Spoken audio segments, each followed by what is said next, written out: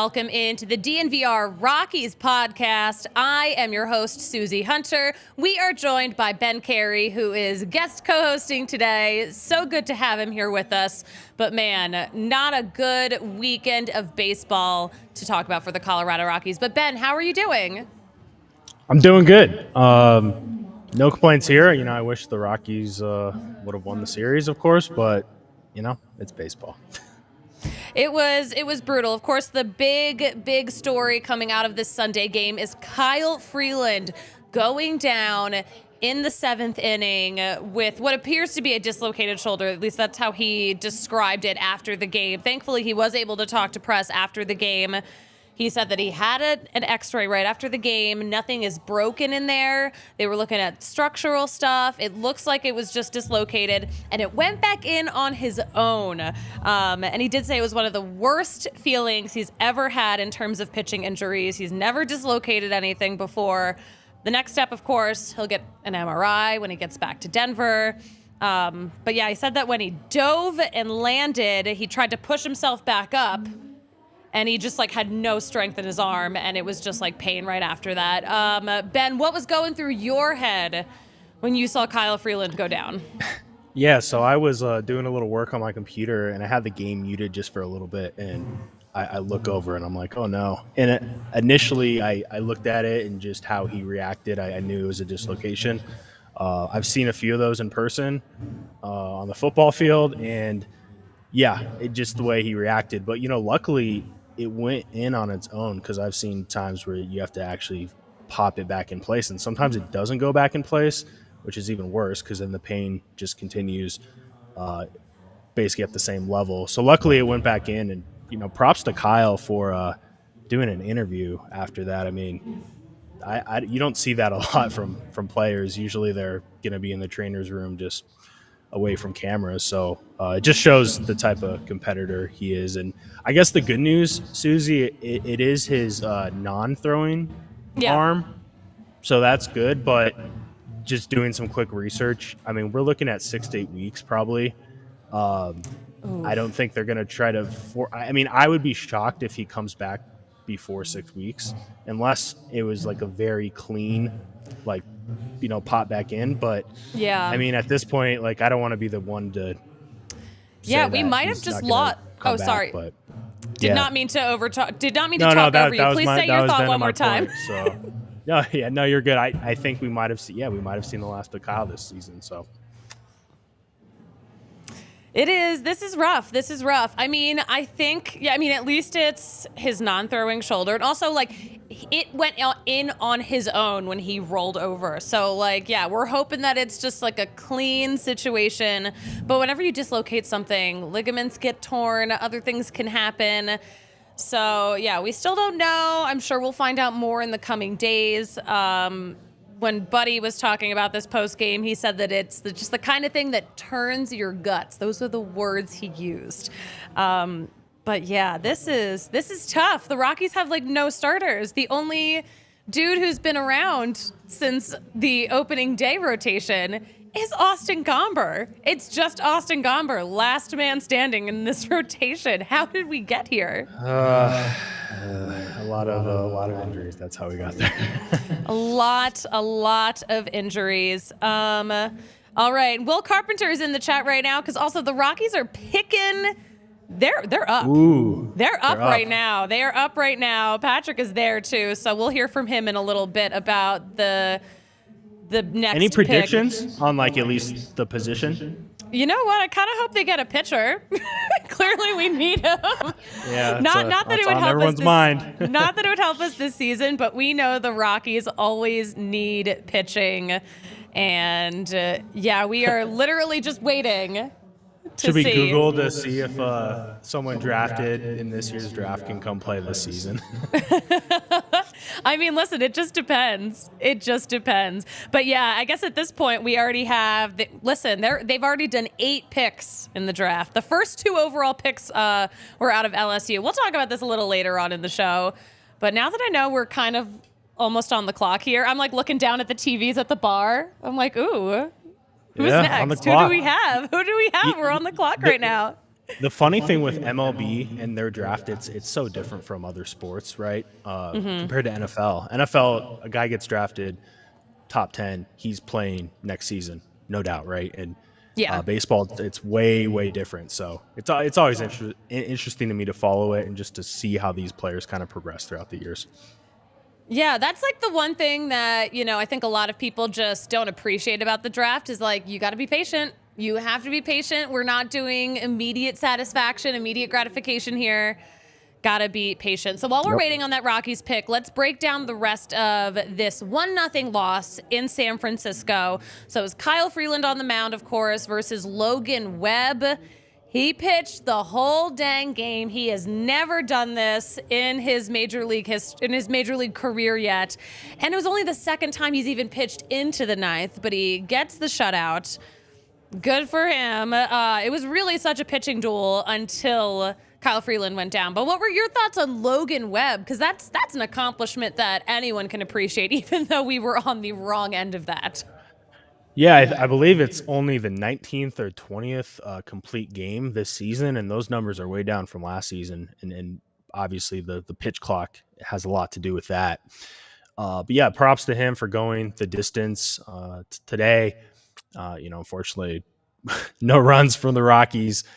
They were making some contact, but yeah, it was just one of those days on the road, which we've seen, over the years. So. Yeah, we did see some Rockies with some hits, with some extra base hits. Doyle had a double. That was really good for him. Yeah. But yeah, Castro had a single. KB had a single because that is his style now. But dang, this was rough. This was tough to see. But yeah, total shutout. I will say there maybe are a few silver linings from today's game. Had to dig a little bit, but I do love what I see out of Nolan Jones and Doyle out in the field. I mean, with how tall they are and their length and their speed, it seems like they just cover everything. And there was a play where Nolan Jones went to dive for the ball and he missed it, but Doyle's running full speed right behind him, and he was able to retrieve the ball and saved a double. So just little things like that I think are going to keep those two around, especially Doyle, because Doyle has been struggling at the plate, but if he can even turn it around a little bit, I mean, he's going to be a real good player in this league. Yeah, I was going to say, of course, when Doyle first got up here, he was cooking. And now I think, pitching has figured him out a little bit. But, he's still getting hits in there. But, yeah, Doyle and Nolan Jones are so much fun to watch. Nolan Jones is so tall. Like, his legs are just like a million miles long. He is so tall. Is he 6'5"? He's 6'5". He's enormous. Yeah, and then Doyle's like a good 6'3" or 6'4", right? Yeah, so maybe closer to 6'3" is 6'3", what I'm remembering. Yeah. But I know how these athletes are. They always like to bump it up an inch.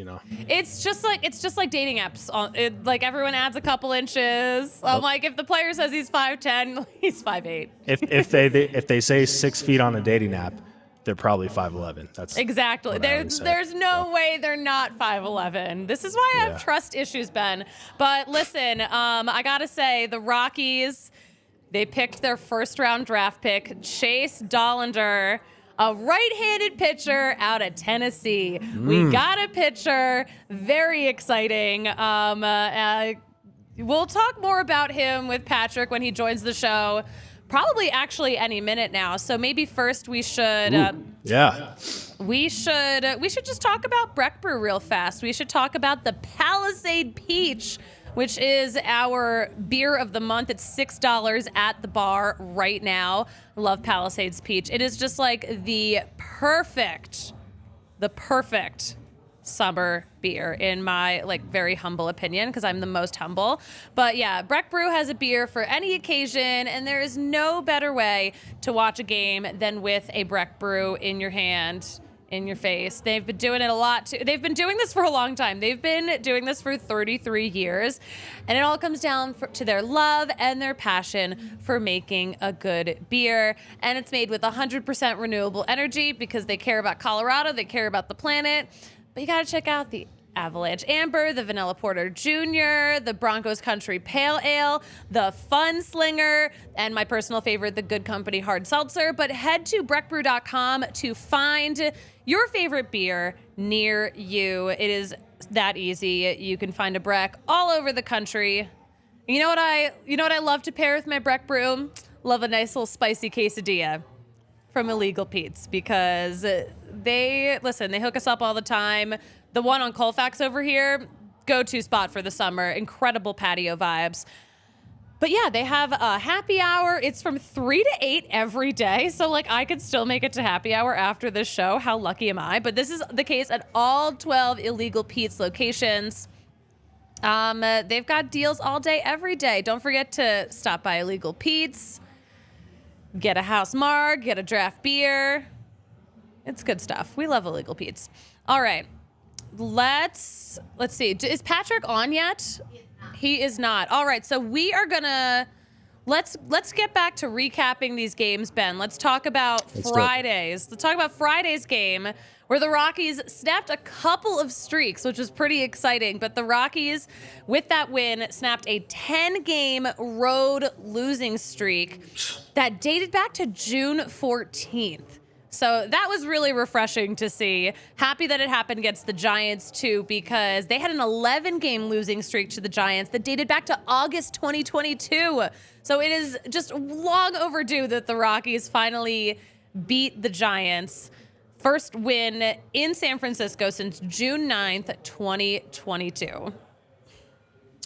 Gomber looked good. I mean, he did his thing. And look, Gomber is a guy who, he was brought in here from the Nolan trade. Of course, we all know that. And, he does succeed sometimes on the road. So got to give it up. And I mean, at this point, he's like he's our ace. So, I mean, he's got to come out and perform, right? Who would have thought? I mean, no one had this on their bingo card. Austin Gomber, ace of the Colorado Rockies. In part, I mean, he did pitch a great game, but also by default at this point. Yeah, by default. And going back to just the Giants and Rockies playing each other, I was looking at it. I think they're 5-15, or maybe it was 5-20 over the last. I think 25 games, something crazy like that. The Giants have owned us. I mean, it's tough, but oh well. That is tough. It's really tough to see Gabe Kapler owning the Colorado Rockies like this. Are you a Gabe Kapler guy? Where do you stand on Gabe Kapler? So I'm neutral on him. I like Bochy a lot. I actually ran into Bochy like 5 years ago when the Rockies were playing the Giants in Colorado, and I talked to him for like 5 minutes. He was at the gym working out, and he was like a super cool dude. So that was cool. But now he's out of San Francisco. So now the new guy, I'm just kind of like, whatever. I've never heard anyone say they are neutral on Gabe Kapler. I think you're the first person in history, Ben. How do you feel about him? Oh, I think he's kind of a goofball. Yeah, I kind of can't take him seriously. Yeah, like I mean, look, he's in our division. He's the head coach. I'm just like, whatever. That's how I feel about him. I don't know. I thought he was a joke in Philly when he was there, and I think he's a joke now. So like, I take that personally when the Rockies lose to the Giants. Yeah, that's the first thing that you think about. Oh, yeah, he was in Philly. I don't like this guy. Yeah, you know what? Him and Philly didn't vibe. Philly did not appreciate his personality. Yeah, it didn't mesh. Least. They're like, you can go out to San Francisco. They're like, yeah, you take this bullshit to San Francisco. This is a hot takes episode for sure.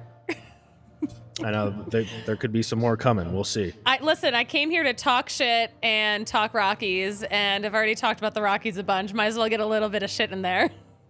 Exactly. Yes. I told you that we curse on this show, right? Yeah, you did. You're allowed to. You're like, why hasn't Ben cussed yet? The Rockies aren't doing well. You're just, you know what? You're such a wholesome presence on this show right now, and I'm like in my villain era currently. I got to ease my way in. This is only my second Rockies show, so maybe by like 4 or 5, I'll start like dropping F-bombs every like 5 sentences. That's like the one thing like our bosses will say every once in a while. Like, you guys like don't curse enough. That's funny. Yeah. Also, guys, hop in, leave your comments about what you think about the Rockies heading into the second half, what you think about the Rockies' first-round draft pick. It's a pitcher. Yeah.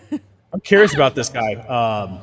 Tennessee guy. I'm sure Patrick will have more on him, but he's 6'2", so he's really 6'1". He played at Georgia Southern for a year and then Tennessee for 2. I'm not gonna lie, I don't recall his name off the top of my head, but I mean he seems the part. Yeah, well, definitely can't wait for Patrick to call in so we can check in with him. Did you catch Saturday's game too? Connor Siebold versus, I guess Ryan Walker started this game. Yeah. I watched most of it.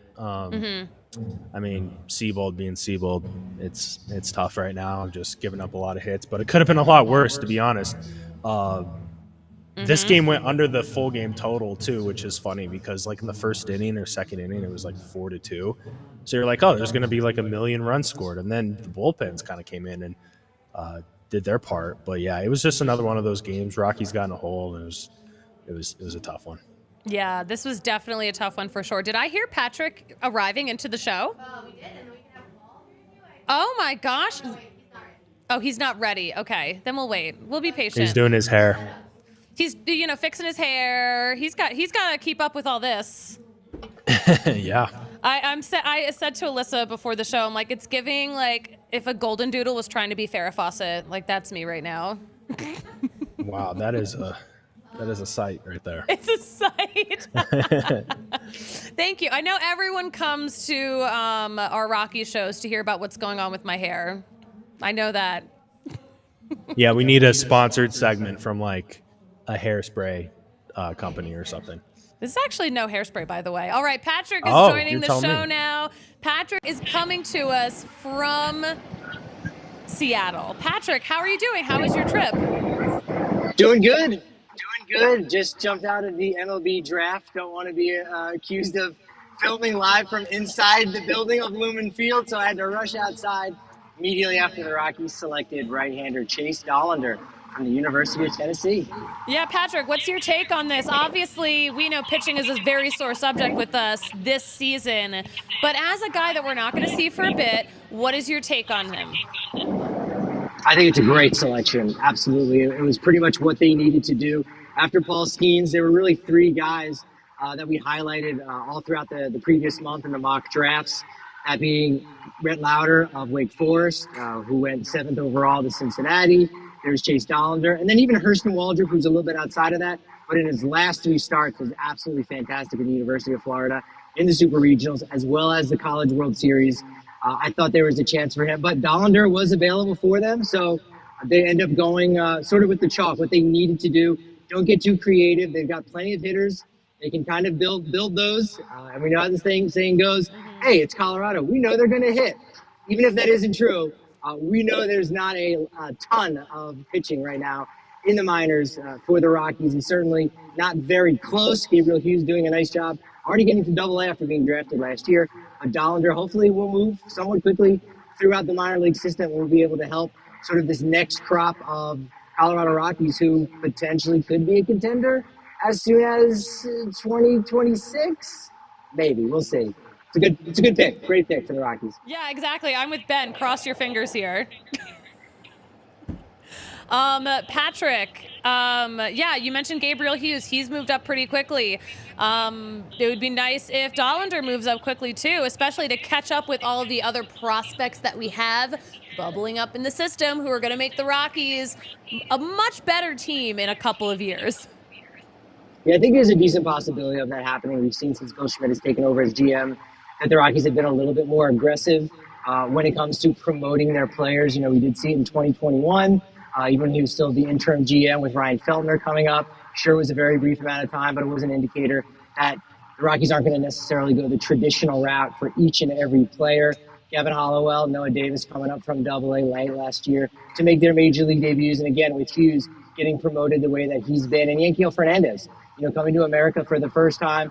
I got a chance to catch up with him yesterday during the Futures game. He's a player that goes from the Dominican Summer League up to Double-A in less than a year and a half. So the Rockies have been a lot more aggressive. A lot of teams in Major League Baseball in general have been more aggressive with their promotions and saying, hey, these guys are young and they're a little bit readier than some players in the past. And so a lot of that seasoning, you can do some of that at the big league level. So I think there's a good chance that we could see Dollander, sooner than later, and certainly a lot sooner than a prep pick or a high school arm, kind of like Noble Meyer, who's from this area, from Oregon, who went just after Dollander at the 10th overall pick. Yeah. Let's talk about the Futures game. Yeah, you got to catch up with Yanquiel Fernandez. We saw that you caught up with Jackson Holiday. Tell us about the Futures game yesterday. It was great. Yeah, it was fantastic just seeing all these great young stars coming together on the same field. Players that, look, we've seen it going all the way back to 1999 when Alfonso Soriano hit 2 home runs at Fenway Park in the first ever Futures game. Nolan Arenado's participated in this. Brendan Rodgers, just you name it, going on down the line for MLB, superstars and future Hall of Famers. Miguel Cabrera was a part of a couple.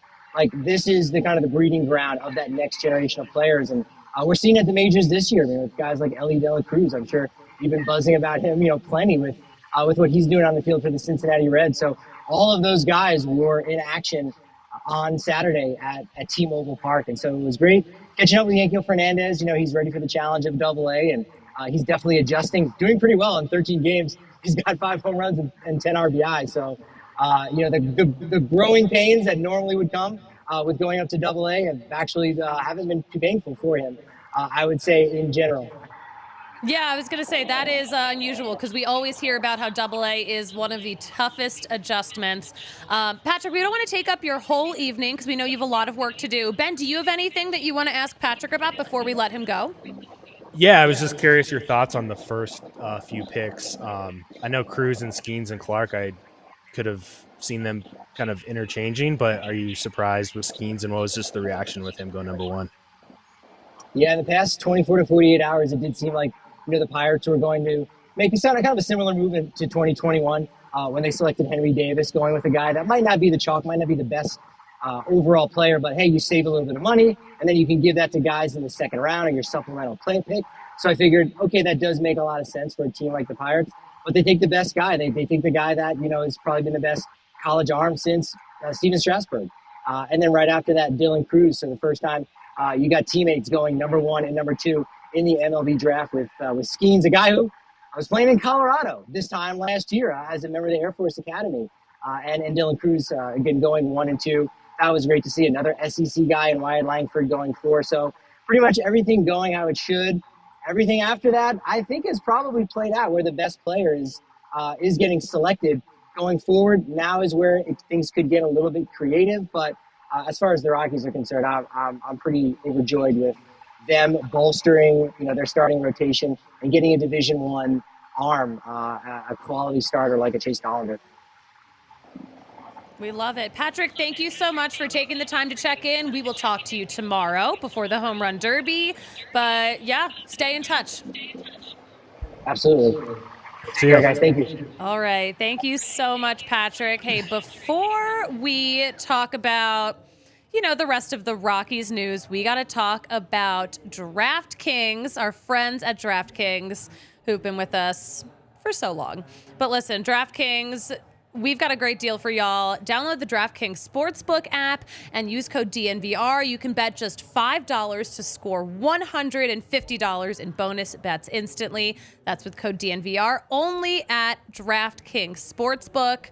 If you have a gambling problem, call 1-800-GAMBLER in Massachusetts, 800-327-5050, or visit the gambling helpline at ma.org in New York, 1-877-8-HOPE-NY, or text HOPE-NY.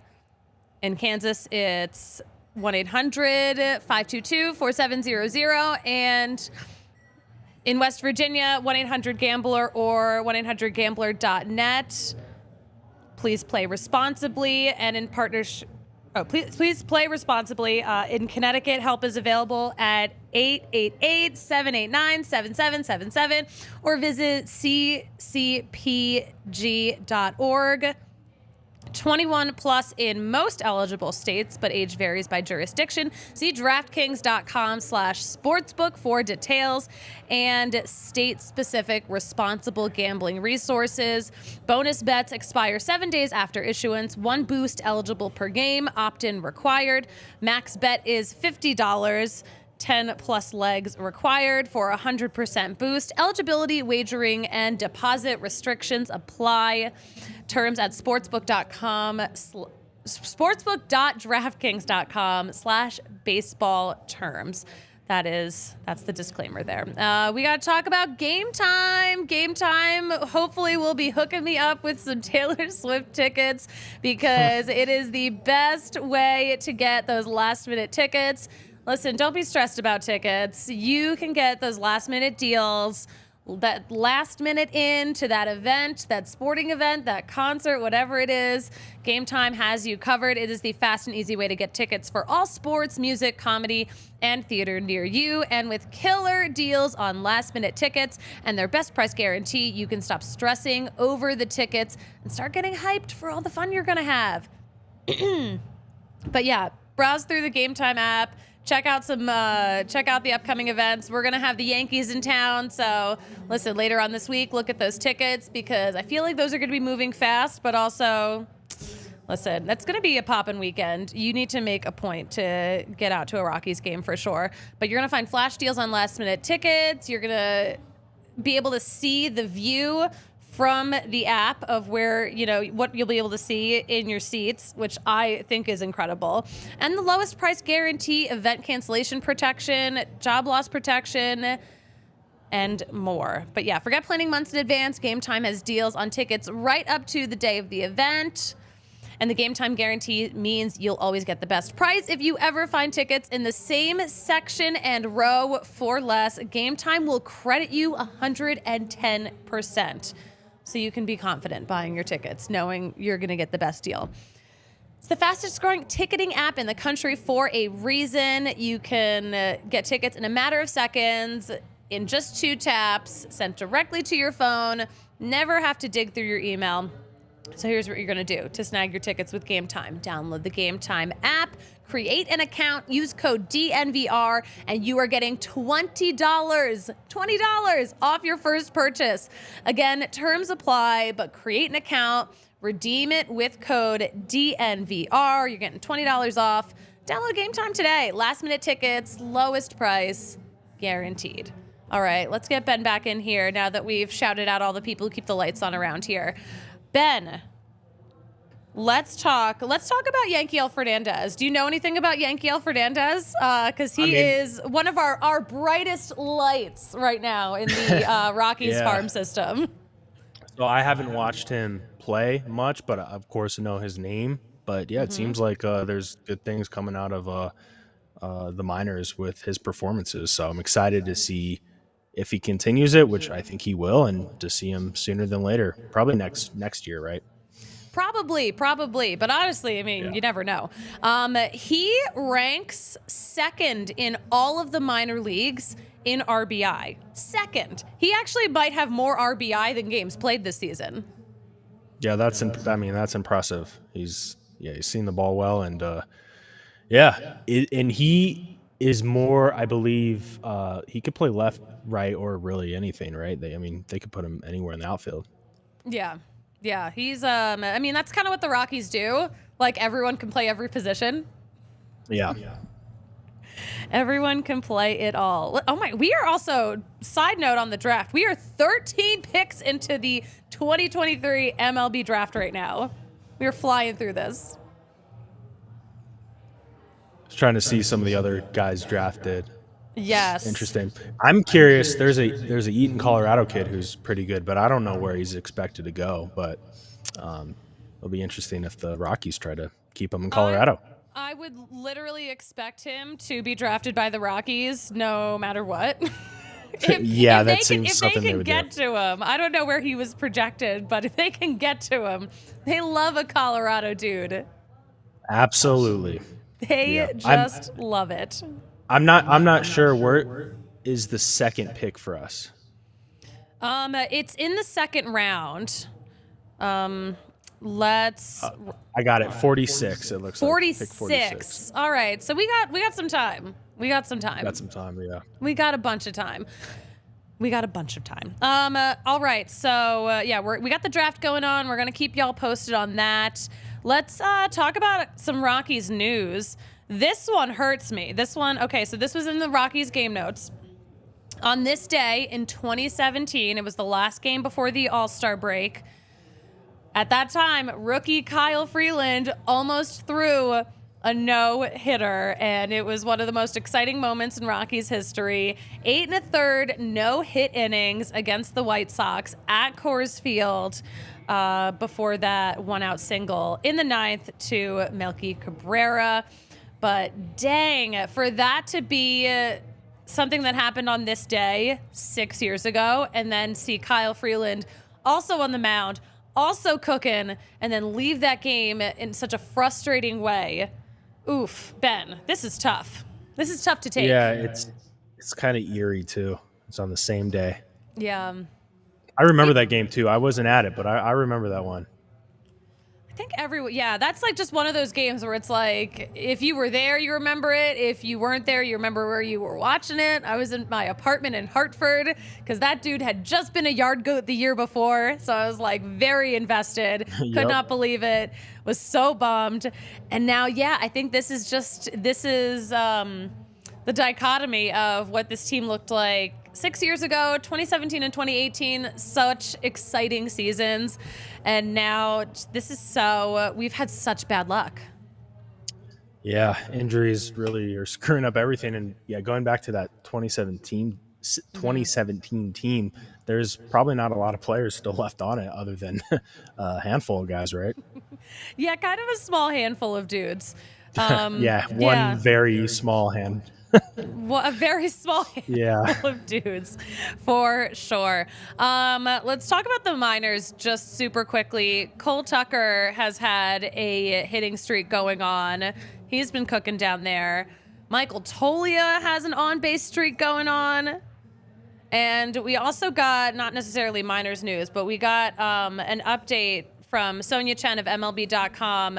Antonio Senzatella and Brent Suter both threw bullpen sessions on Saturday.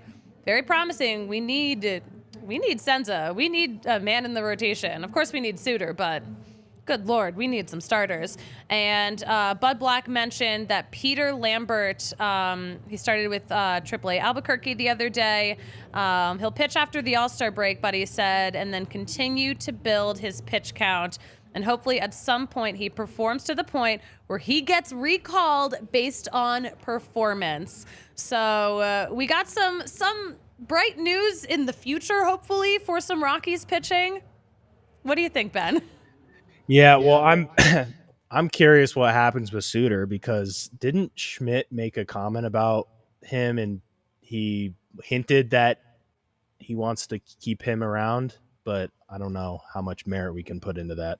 I mean, the thing with at least like how I always see the Rockies, like if they, especially with pitchers, they're such hoarders in the sense that like if a guy pitches well at altitude and also enjoys being a pitcher in Colorado, they will kind of do whatever they can to keep him around. Like we saw this happen right before the All-Star, or right before the trade deadline last year when Daniel Bard could have been a piece that could have been a trade piece, and instead they signed him to an extension. So I could definitely see the Rockies signing Brent Suter to some kind of extension. I think that's in the realm of possibility. Yeah, well, we'll see. I would be fine with keeping him around. There's a handful of other guys I'd be fine seeing traded, but I think he's one that I would like to see stay around. All right, Ben, who's on your wish list to get traded? See, this is where I make enemies in the chat. Oh no, just go for it. This is your villain era. You have the stage. Yeah. Okay, so I think CJ Crone. Mm-hmm. But health concerns. I think some teams are a little iffy on him, even though he seems healthy now. But back spasms, it can just kind of flare back up. Grichuk, I think, is another one. Those are the two main ones. Charlie Blackmon is interesting, but it's just kind of like, well, he's not healthy right now, so I don't really see the market for him right now. But I think definitely Crone and Suter, or sorry, not Suter. I want Suter. Grichuk are the two that I think are going to get shipped. I think Grichuk, no, I'm not saying this is like a wish list, but I am saying that I could definitely see Grichuk being a guy that the Rockies move come the trade deadline. That's the one that I'm like, that's the most possible in my personal opinion. That is the most possible. Yeah, it just, and I think he made a comment too, like after a game, that was kind of odd.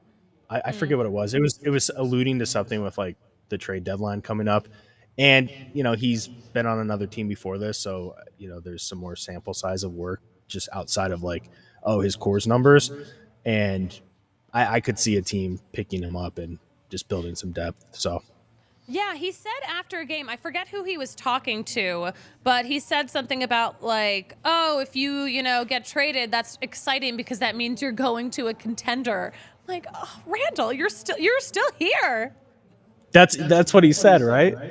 Yeah, it was. I'm paraphrasing, of course. But still, I'm like, it's just. He's very blunt about the situation going on. Yeah, so. It was. I wasn't expecting it. That is for dang sure. It was not. Yeah, when I read that, I was like, oh, okay, Randall. All right. Okay, why do you gotta hate us like that? Yeah. No, I don't think he hates us. It was a very interesting conversation. I wish I could find it now because I forget who he was talking to. And I prefer to shout out when, we're talking about other people's journalistic work. Yeah. But listen, I mean no harm. That's no my harm. fault. It's all your fault. I couldn't remember if it definitely wasn't Patrick then. You would have remembered. Yeah. It was someone else though. Maybe it was Patrick. Was it my own freaking coworker? We'll figure it out. We've had a tough week. I'm just giving him credit for it now. So now we're even double in a hole. Actually, it might have been Patrick, the dude who fucking works here. Thanks. I hate it. Pretty exciting weekend baseball headline-wise. Ellie De La Cruz, speaking of getting young guys that were calling up quickly into the mix. Oh my gosh, did you see him yesterday, Ben? I wasn't watching live, but Twitter quickly notified me. Like my whole feed was Ellie De La Cruz, every angle possible. So that was great. Of course, he stole 3 bases in basically a minute, which is insane. Crazy. Look, baseball, with the pitch clock, viewership has gone up, but guys like this, like, they're going to really help where the league's at in the next 5 to 10 years. So I'm excited about him. A very exciting player. I could not believe. I'm like, wait, you're telling me he stole home, but also before that he stole second and third. That's insane. Absolutely crazy. And he's so fast. Like he hits balls to the shortstops, and he's like, you have to get it out of your mitt and get it to first because he is trucking, and he'll get infield singles like that. So it's really fun to watch him out there. Yeah, I just looked up. I'm like, how tall is Ellie De La Cruz? Because he just seems like a giant. He's also 6'5". I think he's actually 6'5". He's not 6'4". He's like a real 6'5". Yeah, he's a for sure 6'5", and he's a freak. 21 years old. Goodness gracious, he is so young. Yeah. Like, I look at a dude, I'm like, you're born in 2002? That's not a real year to be born. Alyssa over here producing is just like, oh my God.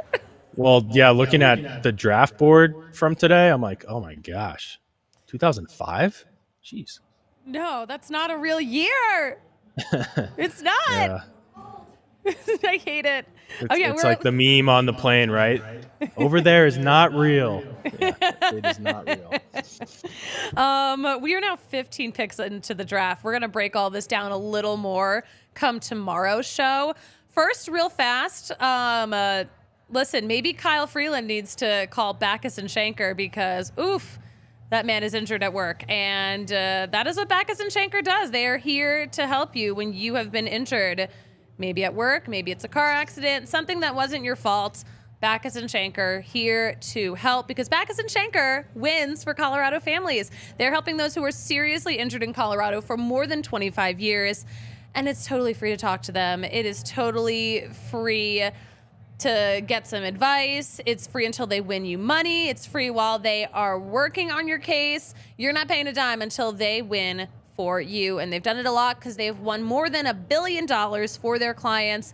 And they have locations, offices serving all of Colorado, including Denver, Aurora, Englewood, and Fort Collins. They've got the strength and power to win your case, too, because they've got more than 30 lawyers and 100 staff. The bottom line is Backus and Schenker helps with all kinds of injury cases when you were not at fault. Car accidents, motorcycles, rideshare, pedestrians, trucks. They can even help you if you're injured at work. So call them at 222-2222.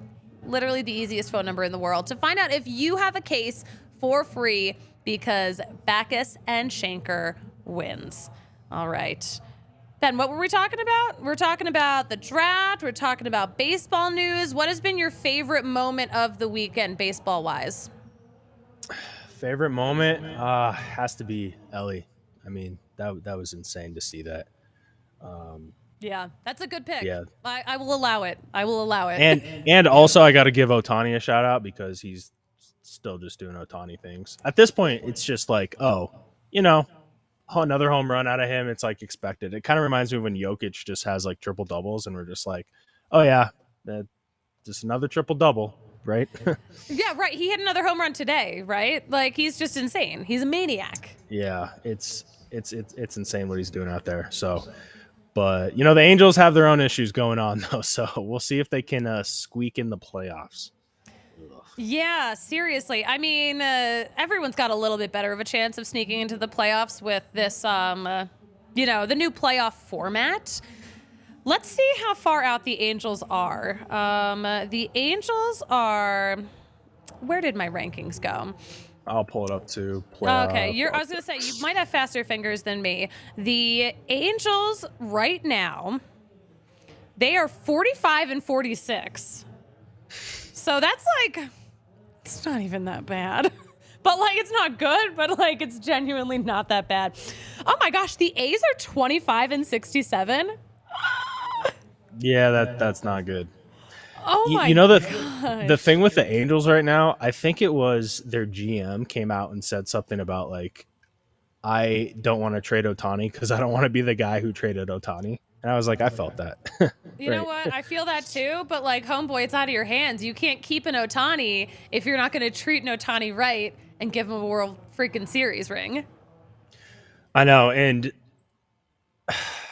if they don't make it this year and he's still on the team, I think he has to go to some other team. I would hate for it to be the Yankees, but at this point, I'd rather see him on the Yankees than the Angels. I mean, I want to see him in a place where he could potentially actually succeed. I could really see him going to the Dodgers, though, because you look at how the Dodgers did so little this past offseason. And, I mean, they're fine. They always have, random, incredible talent coming up through their farm system. It's crazy. But I could totally see them being like, Ohtani, we saved up for you. Yeah, or they'll just find more money out of nowhere. Because it always seems like that, right? Like the Dodgers, you'll just see another acquisition. You're like, do they just have unlimited monopoly money? What's going on here? Are they just printing their own money out here? I think we need to do an investigation. Something's going on. Crazy. Something is going on. I cannot believe. Yeah, the Rockies are 35 and 57 right now. Rockies are on pace to lose 101 games right now at this point in the season.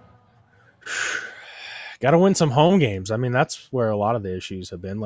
Our away record, I feel like is it's not good, but it's been kind of on par with what we typically do on the road. It's just been at home. We're 20 and 24.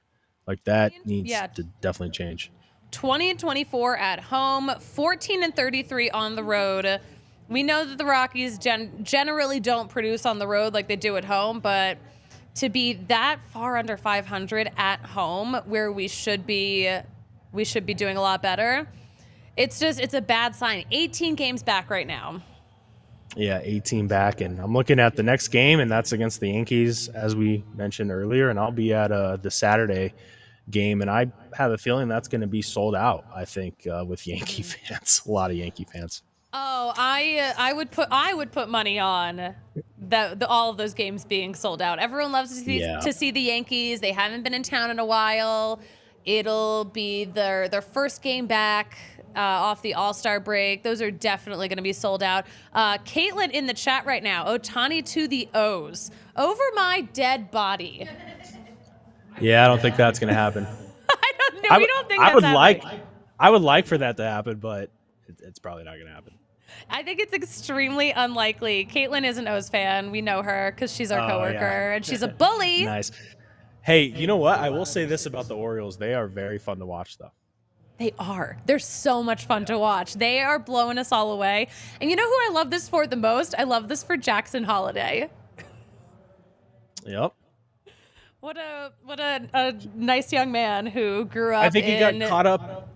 Oh, sorry. Go ahead. I was going to say, he's a nice young man who grew up in that Rockies clubhouse, actually remembers, being a kid in there, like playing wiffle ball. And it's, oh my gosh, so adorable. But what were you saying, Ben? Oh, I think he got promoted up to AA now. Is that correct? Or was it double to triple? AA. Oh, yeah. He's in AA right now. Reports Okay. Caitlin Maximer, who's not a reporter, but is just keeping track. Yeah, I heard her immediately. It was like AA. She's on it. She is on it. We've been on it. I guess we're gonna wrap up this show now. But we've been on it. We're on top of all the latest Rockies news. We are going to stay on top of all the draft news. Ben's going to help us with some home run derby picks tomorrow's show, so you'll have to check that out. Ben, where can we follow you on social media so we can keep track of all the stuff you're doing, all the great stuff your company Capwise is up to? Drop the handles. Yeah. At Ben_Cary,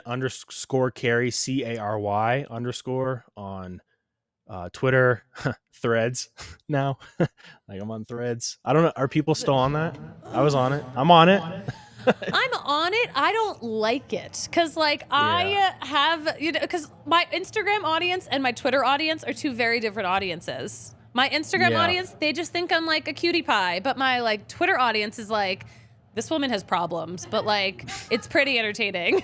I'm just trying to figure out what to post on there, and I mean, it's kind of like the Marshawn Lynch. I'm just here so I don't get fined. That's how I kind of feel about it. Amen to that. Yep. I feel exactly the same way. I don't really know where to put all my stupid bullshit, but we're just going to keep it on Twitter at DNVR_Rockies, where you can get all of the latest updates on everything that's going on with this draft.